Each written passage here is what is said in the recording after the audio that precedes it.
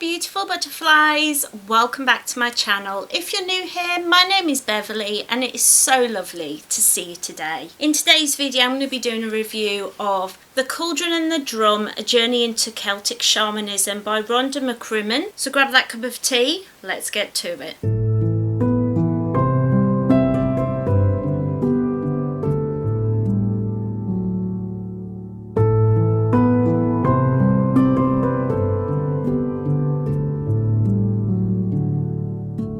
Now before we get to it, before I get even more embroiled in this here review, I do need to tell you all that I bought this book out of my own money and I am not associated with the writer or the publishing house at all thoughts and feelings of my own. I bought it myself and now I want to tell you what I thought of it. But let's get on with the review, shall we? So this book is The Cauldron and the Drum, A Journey into Celtic Shamanism by Rhonda McCrimmon. This is a book that I was really drawn to. I pre-ordered it quite a while before it came out and it has a ton of bookmarks in there, which if you've been here regularly you will know means a good thing about a book. If it's got tons of them, it means I've been highlighting like a mad woman. It's a really good thing. I have been working with my ancestors for a few years now. I do have a whole playlist about how to work with ancestors and I will leave a link to that down below. There's two strands of my ancestors' family tree. One is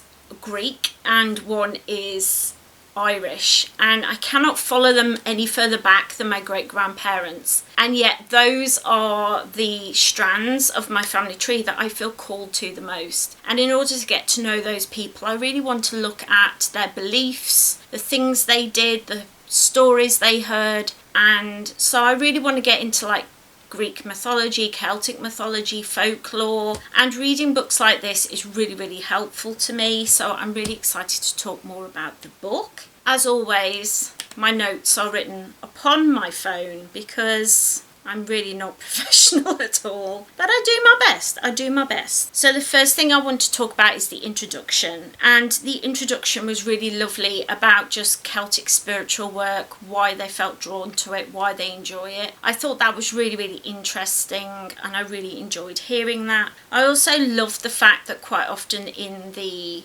book there are Gaelic and Gaelic words written, but they are translated as well, so it's kind of a nod to actually trying to not appropriate these cultures but to incorporate them into their own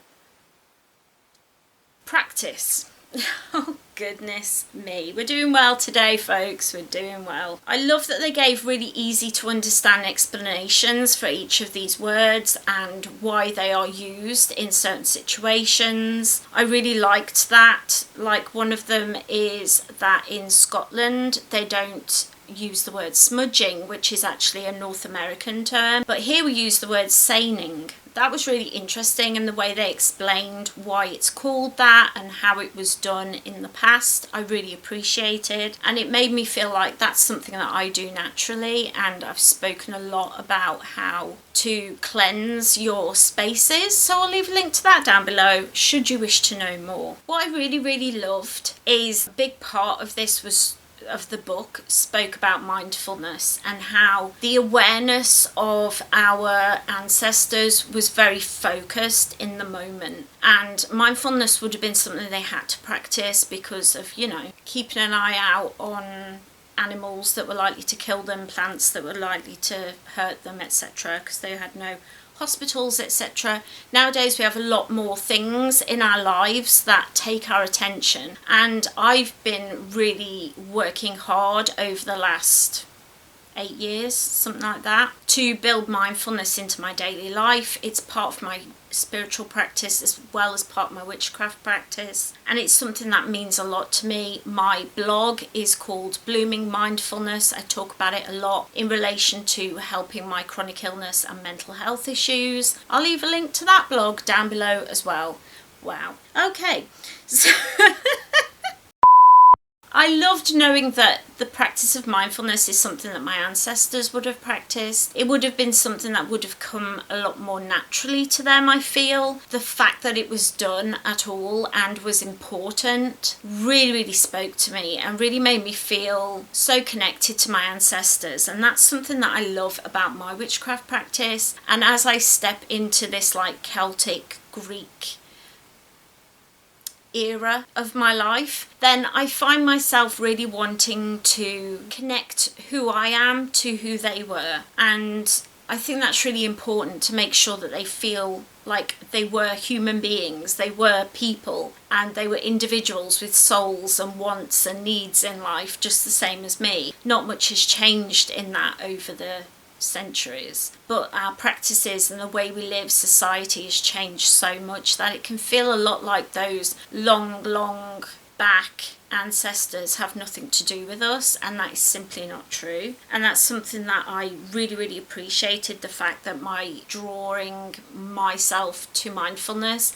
has made me feel so connected through this book to my ancestors. I really loved that. A big thing with me is always, what is the book like to read? Now, this is not a heavy book, it's not a thick book, and it is very easy to open, as you can see. I do use like a little wooden tool that holds my book open, so it helps me to read, but this book is not difficult to read at all. So if you do have hand dexterity, hand pain issues with numbness, etc., you are not going to struggle with reading this book, which honestly, such a blessing, because not many authors think about that. And I don't know if the author did think about that, or if the publishing house even thought about that, or whether it's just an economic standpoint, but I appreciate it anyway. I am very thankful that I could hold this book very easily while I read it. I love witchcraft books, but I especially love them if they have a resource section at the back. Now, the resource section in this book is very small. There's only a few little, there's like a couple of pages, and that's it. Not a lot there. That's okay. You know, when you're dealing with shamanism or really far back stuff, then it's going to be harder to find resources. But I will say there was only, I think, one thing that I could find that I could actually access. A lot of these things are from books that are no longer in print, or are hard to find, or extremely expensive to buy. And so I can't access those things. I do appreciate when people put their resources in, but I do wish there was also a further reading, not just resources, so I can then be led to other Celtic shamanism or Celtic and shamanism books that I can read a bit more on the subject. I can't, like, if this is my first Celtic book, this is the first book from the Celtic pantheon or culture that I have read, and where do I go next? Like, I literally haven't got a clue, because the resources in the back of the book very scant and very hard to access. That is a big problem. Please, authors, if you're writing a book, just give me further reading. It's much appreciated. Give me further reading so I know where to go next. The meditation exercises in each chapter were great. I love the exercises, and I talked about this a lot in past book reviews, but I always enjoy it when books give me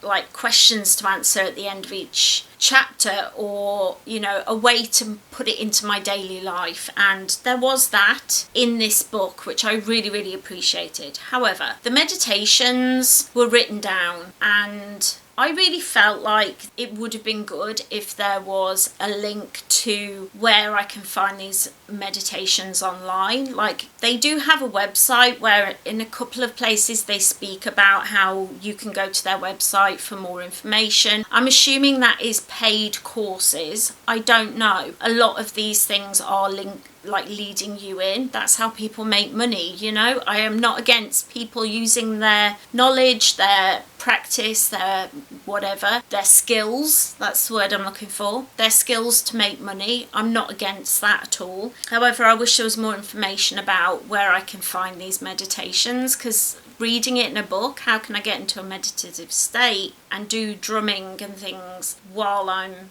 reading the book. Like, it's just not possible. So I wish there was a bit more information about that. Didn't seem very accessible. I will also mention that there was no mention in the book of how to work with this if you have disabilities. For example, it does mention to drum yourself because listening to tracks you can't get as into it. What about if you have hand issues? What about if you have fatigue issues like me? I can't do the same movement for a long period of time because of chronic pain and fatigue. That is just not accessible to me. Also, what if you're blind? What about if you don't have 2 arms or 2 hands in order to drum? What about if you are unable to visualize? I struggle to visualize. I can just about do it, but it's really, really hard for me to do. And there was no mention of any ways to make this practice more accessible. It was almost, it felt a little bit like if you don't drum yourself, then you're not really doing it right. That's how it felt. I don't know if that's the way the author meant it or if that's just the way people who practice this form of,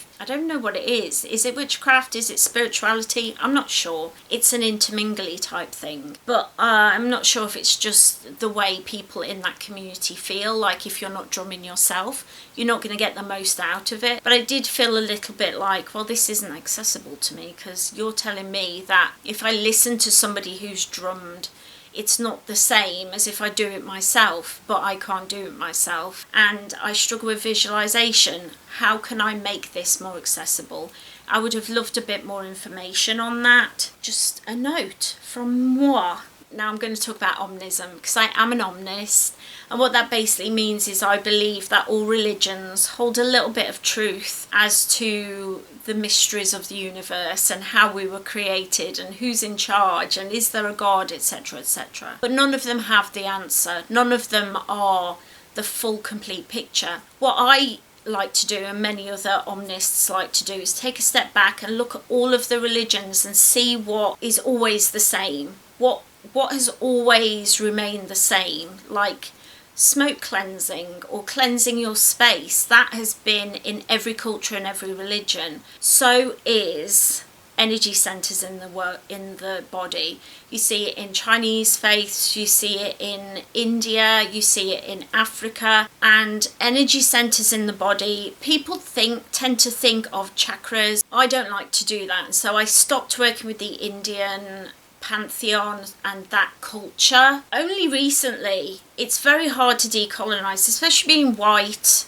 and English. Like in our society, it's just like, oh, you have at it, do whatever. And it takes a lot to kind of realize, hold on a minute, this is not right. And it's time I stop talking about how awful it is that those things were done hundreds of years ago and start looking at how I can change things now. So I stopped working with other cultures that were not mine, and I worked a lot with the Indian culture, a lot of yoga, a lot of meditation, a lot of chakra work, and I loved hearing that it's in the Celtic faith as well. So they call them cauldrons, and you have 3 cauldrons, the upper, the middle and the lower. It was so interesting to read about how those 3 different cauldrons work differently and how to balance them and how to start working with them correctly. I loved that about this book because it just kind of reinforces in my head, like, yes, you're on the right track. Yes, energy center work is important. Yes, it's something that is intrinsic throughout all cultures and all religions, and most religions, I should say. Most religions, therefore it must be true. We must have energy centers in our body. It just makes perfect sense to me, because how would that culture over there and this culture over here, thousands of years ago, have known that they were working with things? You know, they wouldn't have met. And so the fact that those things are the same, that's where the truth lies. If you'd like me to do a whole video about omnism, I can do that, just let me know. So there was a whole section in this book about connecting with the earth and grounding. Earthing and grounding are very similar. Earthing is something that was really trendy a few years ago within the spiritual community, and it was basically going outside every day and walking the earth, walking on grass, walking on the floor with no shoes or socks or anything. And that is something that I tried doing. However, I live in England, and most of the time it's raining. In the winter it's very cold, and it's just not something that I can do personally because I have a lot of numbness in my feet, and if I were to tread on something sharp, if I were to get very, very cold feet, I wouldn't know about it, so it's dangerous to me. When they mentioned earthing in this book, I was really hoping that it would show or talk about other ways of doing it. For example, the way I normally do it is to do tree meditations. There are millions of them online, so I was kind of hoping they would talk about that, but they didn't. They were just basically like, you need to go outside without any shoes and socks on and go and do this thing, which is great. But what if I'm a full-time wheelchair user? How do I do it then? How do I do it if I need carers with me? How do I do it if I'm unable to leave my house? How do I practice this if I need to spend most of my time in my house for whatever reason? There wasn't much talk about how to make this more accessible. Again, can we stop ignoring that there are people who are disabled in this world? Overall, I really enjoyed this book. I think it was a really lovely little start to my Celtic journey. I have done videos about shamanism in the past. I think I did one talking about Black Panther when that came out, because I love Marvel movies. And it's something I've been interested in for a long time. Even before I was in the witchcraft space, I was like in the spiritual space. I have been since like the 90s. So shamanism is something that's been spoken about for a long time. And I loved hearing that it's something that we practiced here. Of course it is. I mean, of course it is.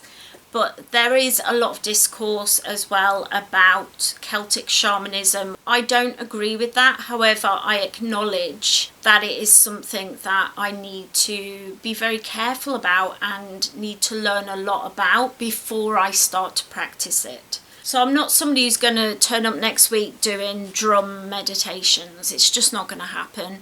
However, I am interested in learning about how my ancestors potentially would have practiced their faith, would have practiced their witchcraft, their spirituality, and this book was really interesting about that. And while we're at it, let's talk about what we're going to be reading next, which is this book. This book's also just come out. It's called Celtic Goddess Grimoire, Invoke the Enduring Power of the Celtic Feminine Divine by Anwin Avalon.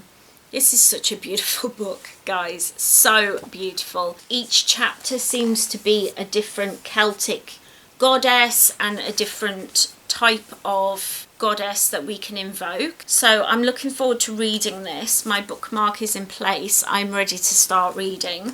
So if you would like to read either of these books, don't forget to check out the description, where I will have more information about both authors and both books. As always, it's time for the shout out to my patrons. I really want to say a huge thank you to each and every one of you for donating to the channel. I hope you're enjoying the new monthly vlogs. A huge thank you goes out to Ravin, who is my first Patreon. Thank you to Kirsty Nelms, who did all my branding here on the channel and on my blog. So if you have a company or a business or a YouTube channel you would like branding for, all the information is down in the description for her. Thank you to Margaret Finlay. Thank you to Sarah O'Donoghue, who keeps us very safe over in the Discord server that is just there for all of my patrons. It's a very safe space, so I hope you'll come and join us there. Thank you to Lindsay Winstanley. Thank you to Amanda and also to Georgina's Journey. I appreciate you and love you all so much, so thank you all. All the information, if you would like to join them, is down below. If you made it this far in the video, I really hope that you enjoyed this video. If you did, don't forget to leave it a cheeky like and a comment down below so I know and the YouTuberverse knows that you enjoyed it, and they will spread it out just that little bit more. Also, if you're new here and you would like to stick around, don't forget to hit that subscribe, ring that little bell so you always know when I upload. I'm usually here on Fridays, but sometimes on a Monday too. Just depends what's going on. Take care everyone, have a wonderful magical week, and I will see you in my next video.